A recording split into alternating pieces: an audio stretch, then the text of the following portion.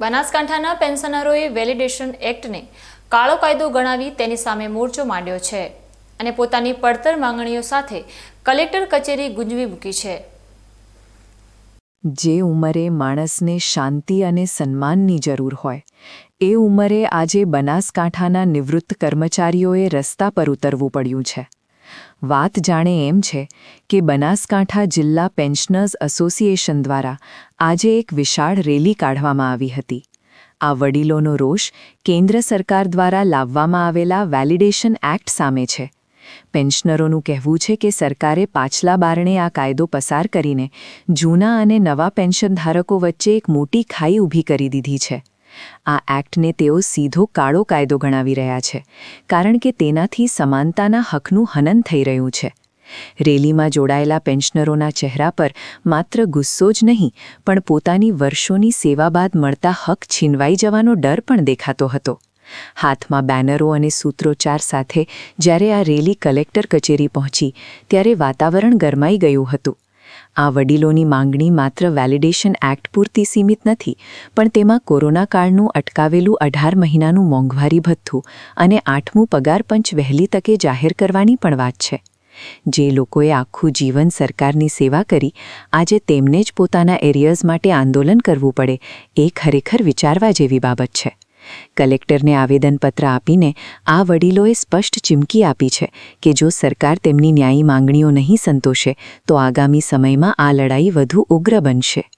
25/3/25ના રોજ સરકારશ્રીએ પાછલા બારણેથી validation act મંજૂર કર્યો। વેલિડેશન એક્ટમાં એવી જોગવાઈ છે કે 2026 ને 2026 પહેલાંના અને 2026 પછીના પેન્શનરો માટે અલગ અલગ જોગવાઈઓ કરે। દરેક પેન્શનર માટે એક જ ટાઈપની જોગવાઈઓનું ન કરી શકે એવી સત્તા જ લીધી છે। એ કરે એક્ટ રદ કરવા માટે અમે માગણી કરીએ છીએ ને એ માટે ભલે કલેક્ટર સાહેબને આવેદનપત્ર આપવા જઈએ છીએ। એ નરેન્દ્ર મોદી સાહેબને એને કાળો કાયદો ગણીએ છીએ અને મોદી સાહેબને કહીએ છીએ કે આ એક્ટ રદ કરે।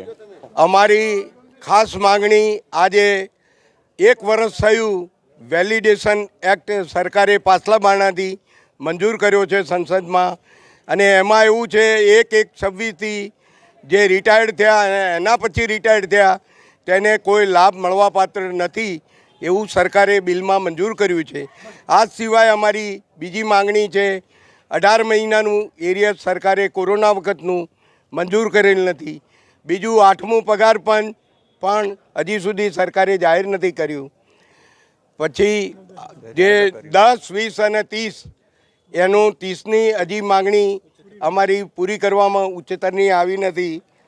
60 વર્ષ પછી 5 વર્ષે જે લાભો મળવાપાત્ર છે તે, અને બીજું 13 વર્ષ હાલ જે પેન્શન રિટાયર્ડ પછી જે કપાત થાય છે એ 10 વર્ષને 8 માસ કરવામાં આવે।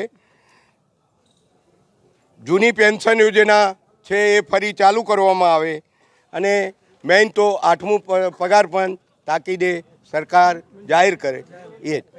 પેન્શન એ કોઈ લહાણી નથી, પણ કર્મચારીએ કરેલી વર્ષોની સેવાનું વળતર છે।